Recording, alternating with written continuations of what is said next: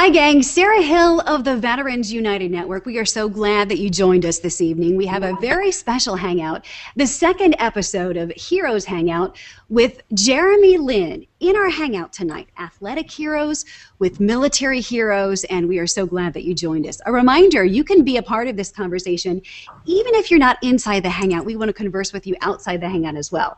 So you can tweet, you can post on Google+, Facebook with the hashtag Heroes Hangout. We are monitoring those comments, and if you have a question for Jeremy Lin, feel free to ask it, and we'll make sure that we get that inside the hangout. Without further ado, we want to introduce the man of the hour, Jeremy Lin. As he sees from his lower third on the screen, he says, I play basketball sometimes, huh?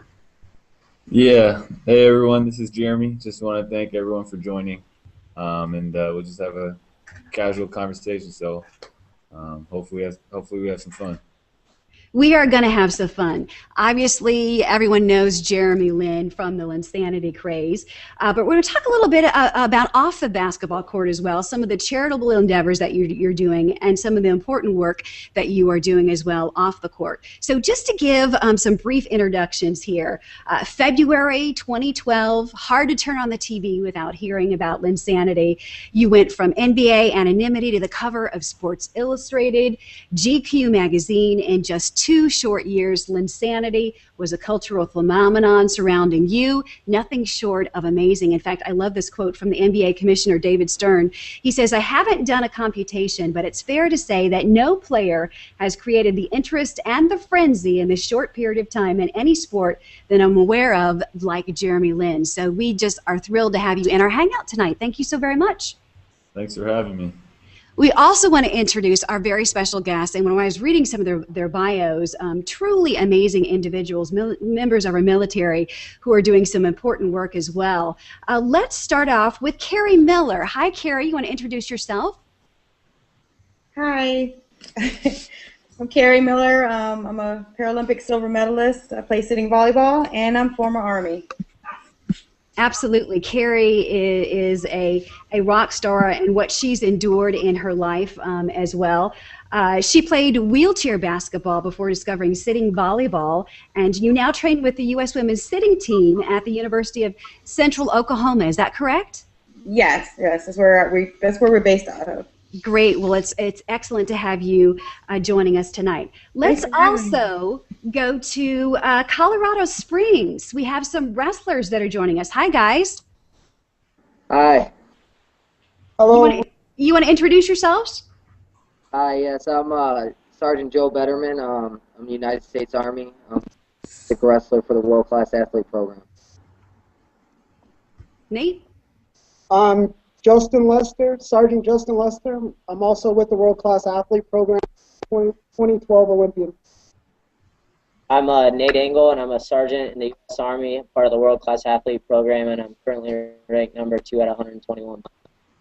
Excellent. So glad you guys joined us from Colorado Springs. We also have Master Chief Jim Hurt. He is the 9th Master Chief Petty Officer of the Navy. Hi, Jim. How you doing? Hi, Sarah, and hi, everyone. It's great to be with you this evening.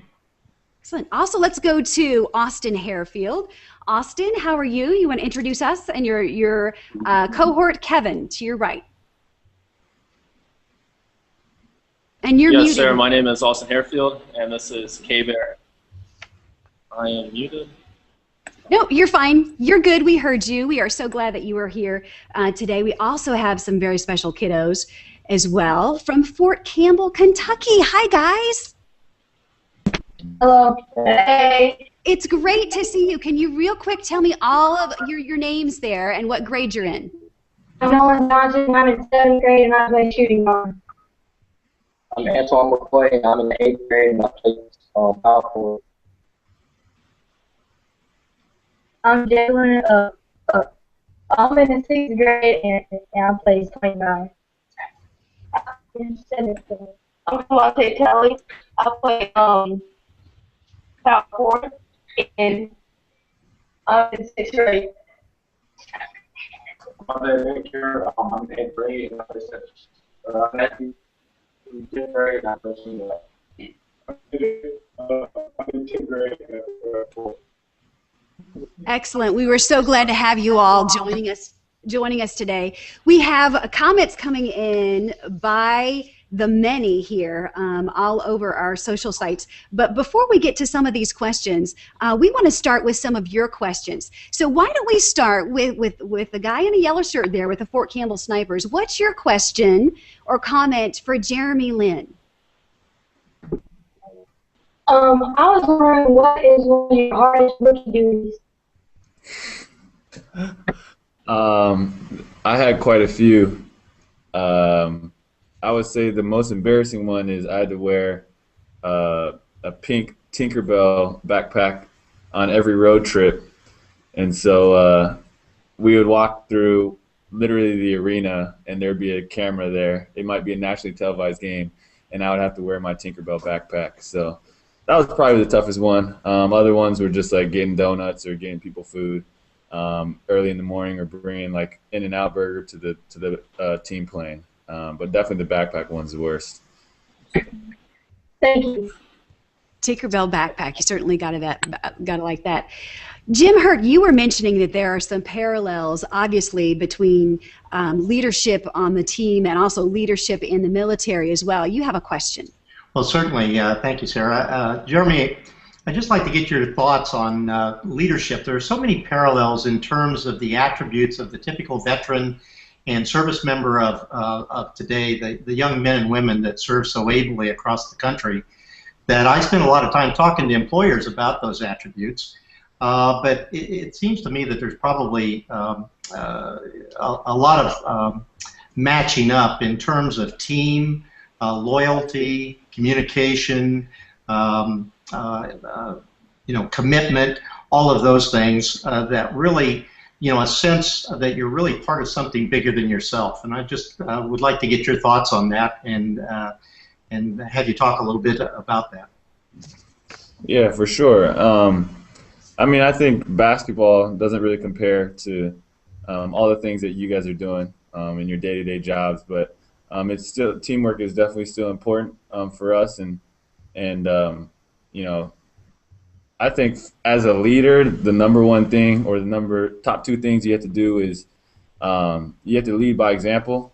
And so, whether it's your work ethic or the way you talk to people or treat people, basically, I think you have to have the respect of other people in order to be an effective leader. And then also, the second thing is to be able to bring the best out of the people that you're working with. So for me and my teammates, being the point guard of a team, or being the guy who brings the ball up, making sure that the guys are okay in terms of touches, they're getting their touches at the right time where they like the ball, and just to make sure that everybody's in tune, because if anybody checks out, it's kind of the leader's job to be able to make sure he's okay, or to be able to pull him to the side and know how to push him, whether it's getting in his face and yelling at him, or whether it's doing it more softly. And so I think it's definitely a lot of personal friendship and relationship and bonding that you have to do to be able to understand who you're talking to. All right. Who's the least favorite person that you like to be matched up with? There's a few of them. There are definitely some tough players. I know before Derrick Rose got hurt, he was definitely really tough to guard. And I think one of the tough things about him is that he's always in attack mode. And so, as a defender, you're kind of always retreating, and you're kind of always trying to catch up to him with his speed and his athleticism. And so I just remember Derrick Rose being really tough to guard. Let's go to Austin Harefield. Austin was a member of the UNC men's varsity fencing team and is part of the 14th Air Support Operations Squadron. You have a question for Jeremy Lin. Well, I would actually just like to add to what he was saying there, and talking about some similarities, and just with how you can really have to step up.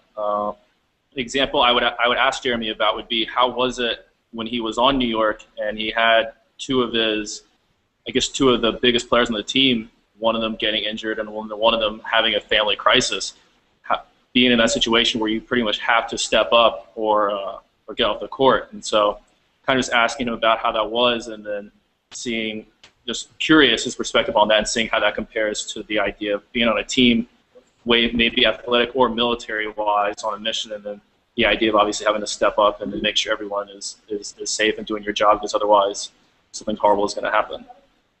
Yeah, definitely. I think that was a really crazy situation with our top two players going down at the same time. I think preparation is really important. One thing that helped me a lot was my strength coach and my one of my assistant coaches. They were on me every single day, and so when I wasn't playing, I had to go in there. I had to do extra lifts. I had to do extra workouts, and whether it's conditioning before games or whatever, we had to do a lot of different things just to make sure that if my number did get called or if the opportunity did come, then I'd be ready for it. And then I think also one thing that was really helpful was our teammates. Like, I think the guys had really high character. It wasn't about ego. It wasn't about glory or fame or shine or whatever. It was about at that time we had lost a few in a row and we were kind of falling out of the playoff hunt. And so at that time it was kind of just, look, we're all in. We got to find a way to turn the season around. Otherwise, when the playoffs come around, we'll be at home watching. So I think it was just a lot of people buying in, finally saying, like, okay, we're going to do what the coaches ask of us. And I think that's why it worked out so well. Yeah. Johnny Anderson. Johnny Anderson. Definitely tell us about your experience. Yeah, what about your experience, Johnny Anderson? Your experience. John, you had a question you were going to ask about cross training. We have actually two questions. One of the questions was, what do you do to refocus, and how do you help teammates refocus at crunch time? We all know it gets stressful when it comes down to the end of a game or overtime or something like that, and everything gets a little hectic. So how do you handle that, and how do you pull your teammates in to accomplish, to get the win?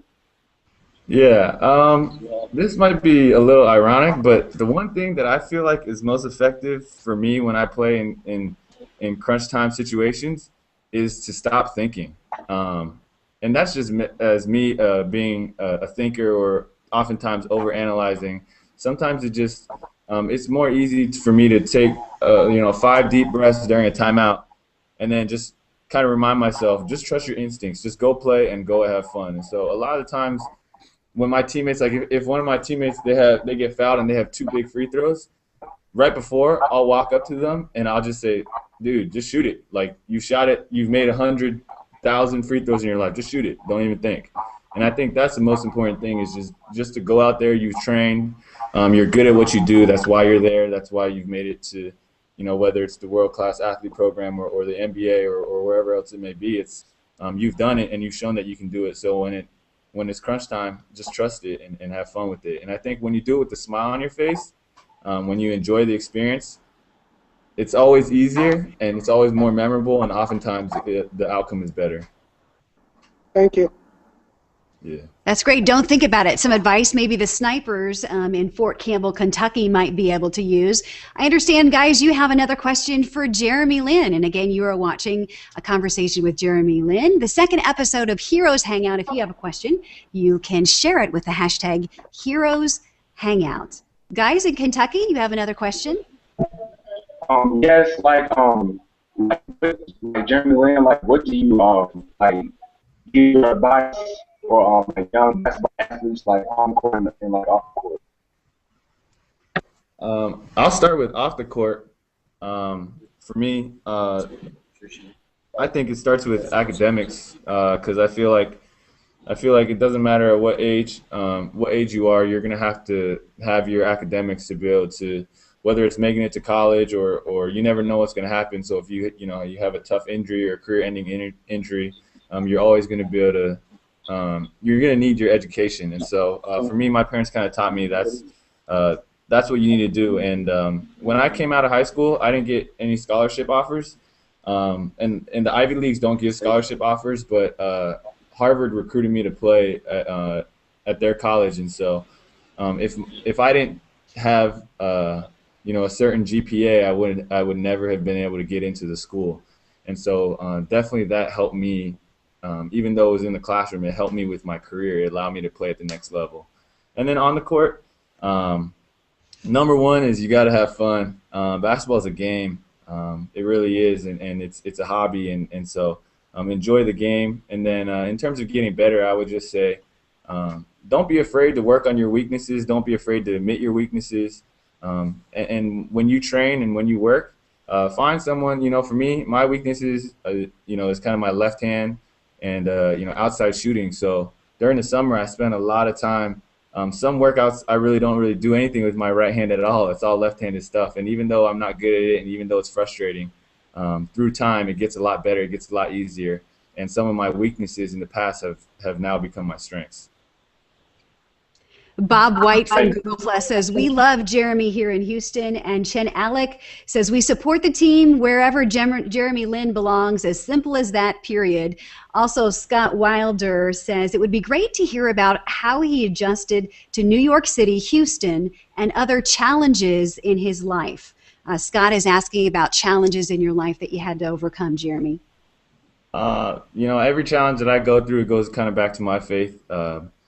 My faith in God, in Jesus, and for me, understanding that everything happens for a reason, and oftentimes we only see a small picture, so we might see one thing and it might be a rough situation or a tough situation. For example, like when I got cut a couple times, when I got sent to the D League many times, when I didn't get a scholarship for college, I was always disappointed, really frustrated and angry when I didn't get drafted. But those things all turned out to be good for me because they taught me, they motivated me, and oftentimes God turned the bad situations into good. And I think that's a big part of why my story is what it is, and I'm just thankful and blessed to be able to be in the NBA still today. Kari Miller, would you like to add to that at all, specifically about overcoming challenges? You have also overcome many challenges in your life. Would you like to add to that? I'm sorry. No, I think like he pretty much said it. It's just having faith. I think for me, it's having my religious faith, and then just overall faith with my family and within myself that got me through to where I am now. Got me through losing my legs or not being chosen for the team, and just continuing to fight on and to get stronger, to be better and to be chosen for the team. Right, and Kari Miller is a Paralympian and former Army as well. Michael from Twitter asks about Jeremy Lin's favorite pre- and post-workout food drink. Jeremy, you want to weigh in on that? My favorite, well, before the games, I eat pasta just for extra carbs. So usually it'll be shrimp, pasta, and then I'll put a couple veggies here and there. I'm not that big on veggies, but I'll get a little bit in there because my mom always tells me to. And then after the game, it's pretty much anything that's in my way I eat. It could be pizza, burgers, whatever. At that point, it's kind of like my body hasn't gotten food for maybe 4 to 6 hours, and I just played a game, and so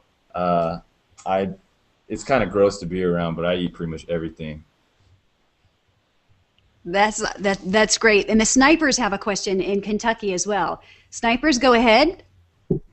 Hey, I'm Dave Walker, support Campbell Snipers. My question is, who was your role model on and off the court? My role model on the court was Michael Jordan. I think when we were growing up, I mean, he was a man. He always won. He always hit game winners. There you go. I see we got some MJ supporters.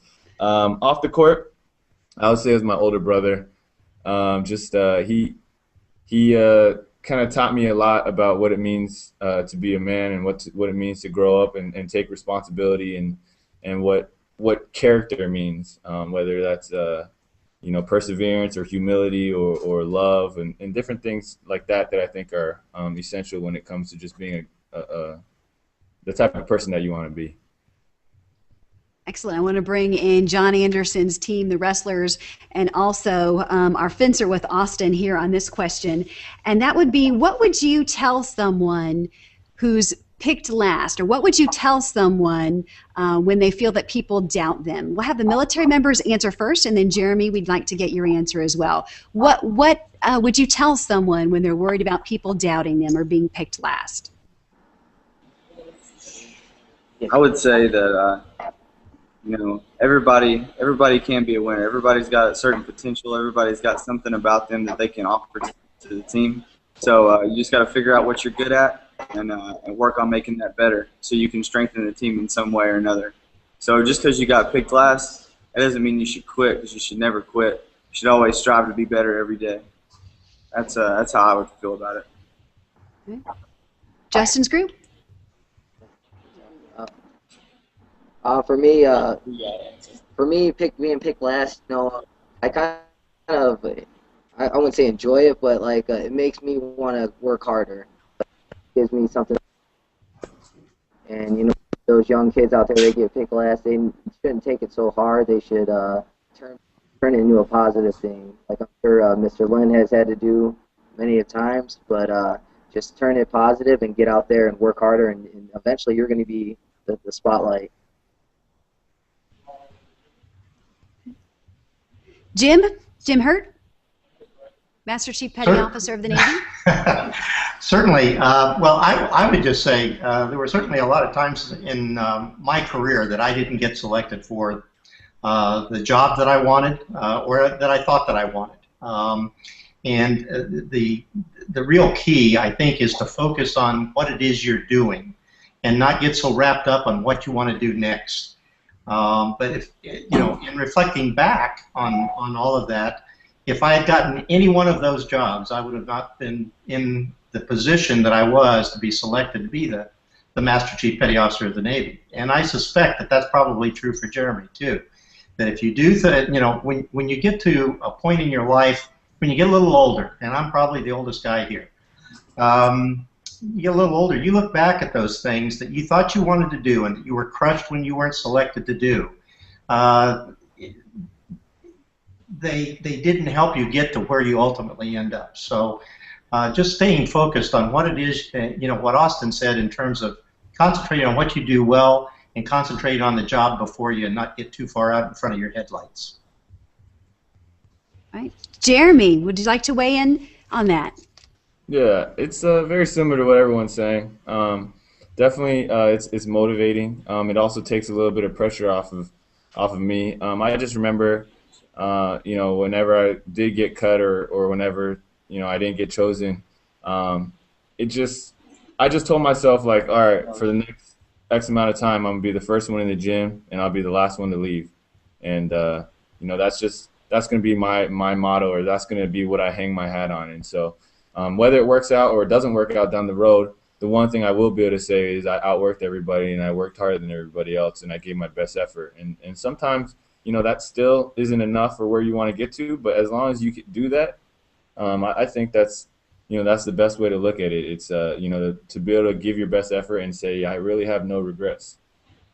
Excellent. Well, we're going to do a speed round here before we wrap up, and we will go to Clarksville, Tennessee, with the snipers there to see if you guys have any last questions. And if you have any last questions here for Jeremy Lin, I have a whole sheet full. We could keep you here for hours and hours. But go ahead, guys. You have the speed round question there. Go ahead, snipers in Clarksville, Tennessee. Hello, my name is Nolan. I've already asked you a question, but I would like to ask you another one. Was it hard being a Christian while being in the NBA? Absolutely. I think there's always going to be temptations, not just in the NBA, but there's always temptations in life. And also, I think there's going to be a lot of people that look at you. There's always going to be your peers who are always constantly looking at you. And if you come out and say you stand for anything, it doesn't matter what it is, there's always going to be people looking. And so just to make sure that when you do live your life, it is consistent and that you try to do it as consistently as you can. Thank you. And Austin, you have a nutritional question. Well, actually, it's not me, but it's this guy. Kevin I was Dunn. going to ask Jeremy, how do you maintain muscle mass as far as nutrition-wise? Like, what kind of foods do you eat? What kind of how much protein do you take? that kind of stuff to maintain what muscle you do have during season without losing anything. There's so many games. Yeah, definitely. That's one thing that I really struggled with last year was maintaining my strength. I would, because you don't get to lift as much during season and your body's kind of always tired. I would say the things that helped me were protein shakes right after every practice, right after every game. Sometimes if it was a long game, take 2 protein shakes. And then there's a certain window of time after a game where you need to get food in you as soon as possible. And so I would try to get, chicken or beef or anything just to be able to get that protein and start that regeneration process. And I also think sleep. Sleep is really, really important. Trying to get like 8.5 hours a night minimum just so that the muscles can regenerate the way they're supposed to. Napping and definitely carbs too. Carbs before you work out. Like that's why I eat the pasta and I take a little carb chews and little things like that, because if I'm burning the carbs, then I don't have to go into the other sources of energy, whether it's muscle or fat. Sounds good. Let's head to Colorado Springs with our wrestlers. Johnny Anderson, you have a question or comment for Jeremy Lin. Jeremy, we just wanted to know what the toughest sport is outside of wrestling. You know what? I can agree with that, because I did wrestling and I did wrestling like just for fun, and I was dead in like 10 seconds. I had no energy left. I was like, dude, I've only been going for 10 seconds. Why am I out of breath? So it's definitely, I got a lot of respect for you guys. I would probably say football, just because every time the ball snaps, someone's trying to take your head off. Sounds good. Carrie, any parting words for Jeremy Lin? I think for me, I just think that he was very inspirational. I mean, I remember being going downtown in New York because my family lives out there, and seeing people going and buying out all his jerseys. And what is that like, being such, just the things that you do, being such inspiration for so many people? Like, and it was really weird because I was reading about how you were like on the couch, staying at your brother's house, like just broke, to all of a sudden everybody in the world knows your name. So I'm just wondering, what is it like for you? Like, how is that? It was pretty crazy and scary and overwhelming at first. Like you said, it was just like I just wanted to play basketball, and I didn't know everything was going to happen the way it happened. But the one thing I've kind of, after a little over a year, I've been able to take a step back and really appreciate everything. To be able to say, that was so much fun. The city of New York was on fire, just with energy and enthusiasm, and our team was having a ton of fun on the court. So it was really, really a memorable experience, and something I'll be able to have and cherish for the rest of my life. Excellent. And we'll close here with the Snipers in Fort Campbell. Guys, do you have a final question? Hey, Jeremy, this is Coach Mike from the team. Like I said, I have representatives from 4 different age levels here, and we would just like to say thank you. This has been a great experience for our boys. I know they won't forget it, and I appreciate you making the time for these young soldier dependents and family members. And like I said, just well appreciated. And we thank you for this. Thank you guys. It was nice to meet you guys, and good luck with your your upcoming basketball, and thanks for everything you do for us. And Jim Hertz, I didn't forget about you. Well, I thought you might have. I thought we might be running out of time.